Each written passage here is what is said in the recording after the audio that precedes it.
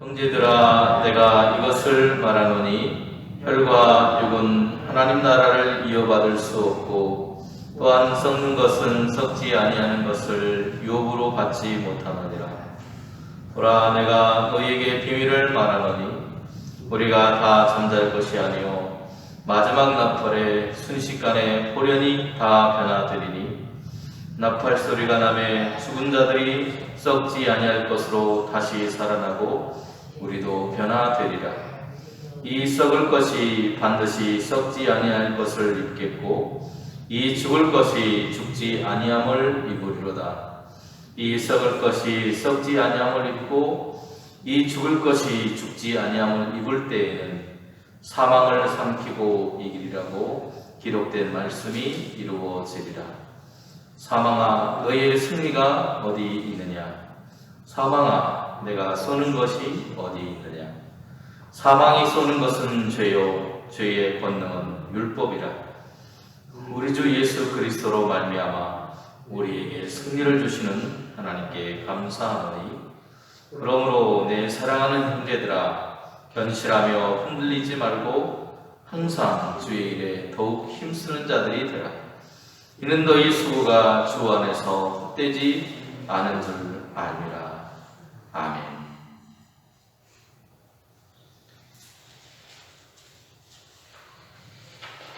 현재 우리는 땅에 속한 사람, 다시 말하면 육신의 삶에만 몰두하며 살아가는 그런 우리는 존재가 아니라고 하는 것에 대해서 말씀을 나누었습니다.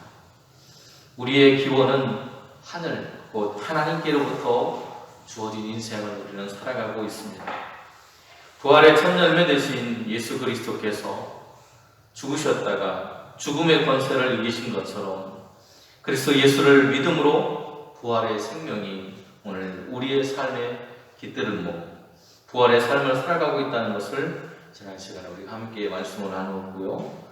오늘은 그 말씀을 이어서 50절부터 58절의 말씀을 통해서 그리스도로 말미암아 승리라고 하는 그런 말씀을 함께 나누도록 하겠습니다.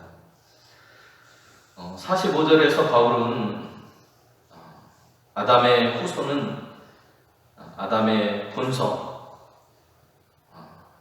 본성이 뭐냐면 생명, 하나님께서 영으로 살려주셨다라고 하는 것입니다.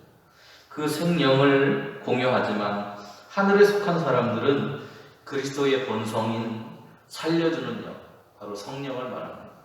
성령을 공유한다라고 말하고 있습니다. 그리스도인은 몸의 부활을 경험하게 될 것입니다. 그들의 몸은 그리스도가 부활의 몸이 되신 것처럼 우리도 변화함으로 인해서 새 시대의 새로운 몸으로 살아가게 될 것이라고 바울은 우리를 향해서 말해줍니다. 바울은 현세의 혈과 육을 가진 그런 존재로 우리를 이야기합니다. 그래서 그 몸으로는 하나님의 나라를 얻을 수 없다고 말합니다. 혈과 육이라고 하는 것은 죽을 수밖에 없는 인생을 가리켜서 말합니다. 연약한 인간의 육체, 썩어질 것이요, 욕된 것이요, 악한 것이라고 바울이 말했던 바로 그 육신을 따라가는 삶, 이 땅의 것만을 쫓아가는 삶, 거듭나지 않은 인생, 유한한 인생, 영원한 것을 바라보지 않는 인생을 말하고 있습니다. 또 그것은 인간의 힘을 의지하는 삶을 말합니다. 그런 삶을 가지고는 하나님의 나라를 들어갈 수도 없고 그 나라를 만들어갈 수도 없다고 이야기하는 것입니다.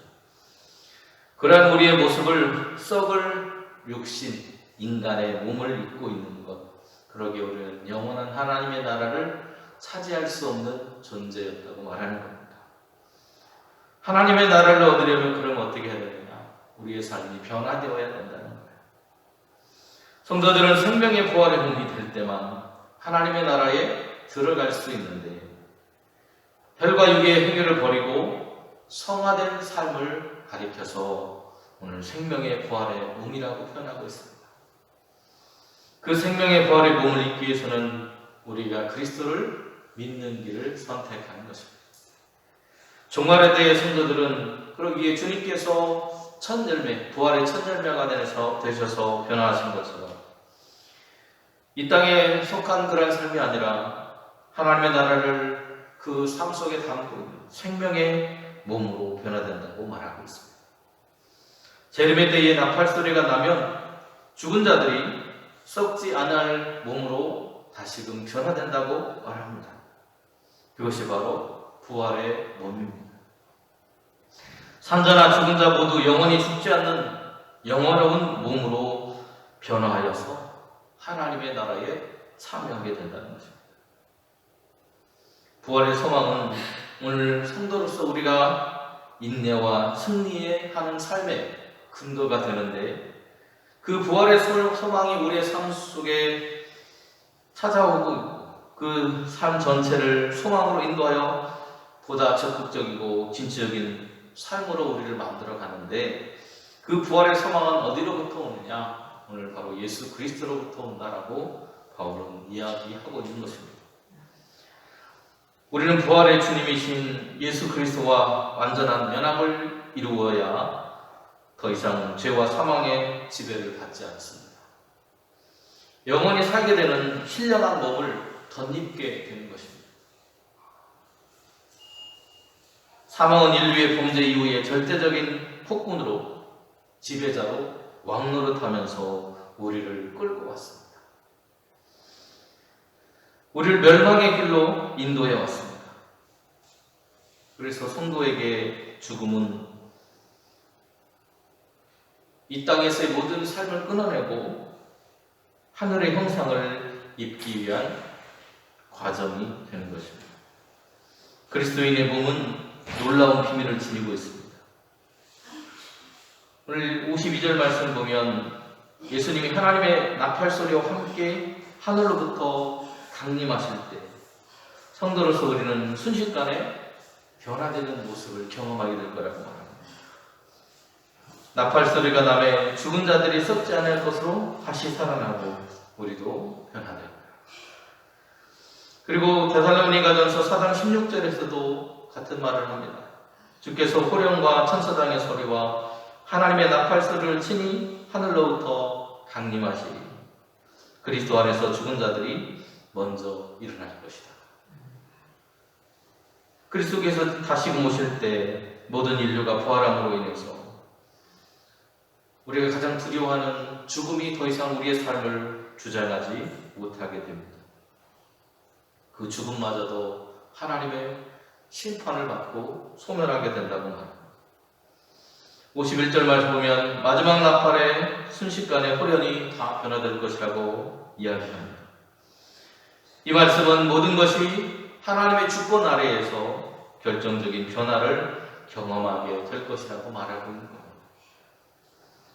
마지막 나팔은 심판이나 새로운 변화를 알리는 것을 말합니다. 바울은 부활의 그날에 일어날 승리의 축제, 어떤 일이 벌어질지 너무나도 잘 알고 있었습니다. 그랬기에 죄와 죽음의 현실 속에서도 바울은 절망하지 않고 승리와 환희의 찬가를 부르게 됩니다. 우리는 도덕적인 행위가 아니라 예수 그리스도의 부활을 믿는 그 믿음 가운데서 승리할 수 있습니다. 53절로 54절에 바울은 오늘 이렇게 말합니다. 이 썩을 것이 반드시 썩지 않을 것을 입겠고 이 죽을 것이 죽지 아니함을 입으리로다. 이 썩을 것이 썩지 아니함을 입고 이 죽을 것이 죽지 아니함을 입을 때에는 사망을 삼키고 이기리라. 우리가 그리스도 예수로 새롭게 거듭나게 되면 사망까지도 집어삼키고 그 사망을 이기는 승리자로서 서게 될 거라고 말하고 있는 것입니다. 썩어질 것이 썩지 아니할 것으로, 죽을 것이 죽지 않을 것으로 변화되는 그 모습, 그것을 성경은 부활을 경험하는 것이라고 말합니다. 우리의 삶이 변화되고 죽음을 이기는 승리를 맛보게 될 것이라고 증언하고 있는 것입니다. 바울은 개인의 의견을 사람들에게 설파하는 것이 아니라 하나님의 약속을 선포하고 있는 것입니다. 이사야서 25장 8절 말씀에 이렇게 말합니다. 사망을 영원히 멸하실 것이라. 주 여호와께서 모든 얼굴에서 눈물을 씻으시며 자기 백성의 수치를 온 천하에서 제하시리라. 여호와께서 이같이 말씀하셨습니다. 눈물 나는 이 땅의 삶, 수치스러운 이 땅의 모습이 아니라 하나님 나라의 백성으로 거듭나고 변화되는, 죽음마저도 이기는 승리자로서 설 수 있도록 그리스도와 연합할 수 있도록 우리를 인도하시는 것이 하나님의 말씀입니다. 율법은 양심에 있는 모든 사람의 마음에 존재합니다. 그 법이 양심을 통해서 정죄하면 죄는 살고 사람은 죽게 됩니다. 로마서 2장 14절로 15절에 바울은 이렇게 말하고 있습니다. 율법 없는 이방인이 본성으로 율법의 일을 행할 때에는 이 사람은 율법이 없어도 자기가 자기에게 율법이 되나니 이런 이들은 그 양심이 증거가 되어 그 생각들이 서로 혹은 고발하며 혹은 변명하여 그 마음에 새긴 율법의 행위를 나타낸다. 율법은 우리로 하여금 하나님이 누구신지, 죄가 무엇인지, 우리가 어디로 가야 될지를 가르쳐주는 역할을 합니다. 그러나 오늘 우리가 그 율법에 얽매이게 되면 우리는 그 율법을 통해서 사람을 판단하고 정죄하고 죽이는 일을 하게 될 것입니다. 로마서 7장 9절에서도 이렇게 말합니다. 전에 율법을 깨닫지 못할 때에는 내가 살았더니 계명이 이름에 죄는 살아나고 나는 죽었도다. 하나님의 계명은 본래 사람을 살리는 것이고 생명을 살리는 것이고, 우리가 출애굽에서 배우고 있는 것처럼 영혼을 살리고 사람을 살려내고 그들과 함께 하나님의 나라를 이루어가기 위해서 우리에게 주신 거죠. 그런데 사람들은 어리석게도 그것으로 사람을 정죄하고 죽이는 일로 사용했습니다. 그래서 오늘 바울은 그 계명이 우리에게 이루어졌을 때 우리는 우리 안에서 죄는 살아나고 나는 죽는다라고 말하고 있는 것입니다. 하지만 그리스도 안에 있는 우리에게는 정죄함이 없다고 말합니다. 로마서 8장 1절에서 바울은 이제 그리스도 예수 안에 있는 자에게는 결코 정죄함이 없느니라. 그 율법에 얽매였던 우리로 하여금 율법이 정말 가지고 있는 그 근본적인 마음, 하나님의 뜻이 무엇인지를 우리로 하여금 깨닫게 하셨고, 하나님은 그 율법에 얽매여서 우리가 죽어가는 인생이 아니라 살아나는 영혼이 될 수 있도록, 살아나는 인생이 되도록 우리에게 예수 그리스도를 보내주신 것입니다. 죄에 갇힌 사망에서 우리를 주님을 살려 일으키신 것처럼, 부활하게 하신 것처럼 오늘 우리도 그러한 삶을 살아가도록 주님께서 우리에게 예수 그리스도를 보내주셨습니다. 화살처럼 사람을 공격해서 두려움을 주고 치명적인 해를 입히는 사망의 권세는, 그러기에 이제는 그리스도 안에서 더 이상 우리를 그렇게 해야 할 수 없다고 말합니다.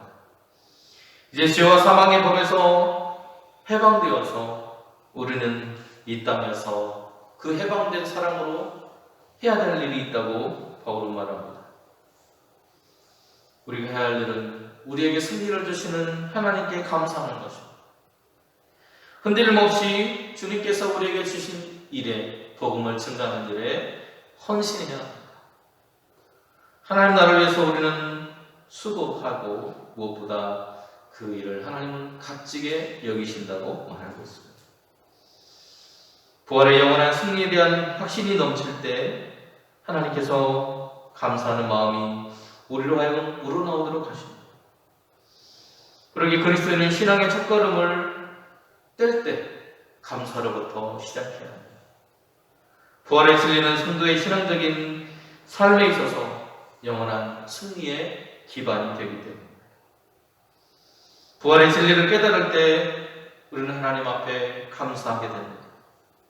그 감사 가운데 견고해지고 흔들림 없는 신앙이 우리의 삶에 정착이 됩니다. 결국 우리는 하나님의 일에 힘쓰게 될 것입니다. 갈라디아서 6장 9절에서 바울은 이렇게 말합니다. 우리가 선을 행하되 낙심하지 말지니 피곤하지 아니하면 때가 이르면 거두게 될 것이다. 그리스도와 연합함으로 우리를 위협하고 압박했던 모든 죄와 사망의 권세로부터 저와 여러분 자유함을 얻게 되었습니다. 예수님을 통해서 이 땅의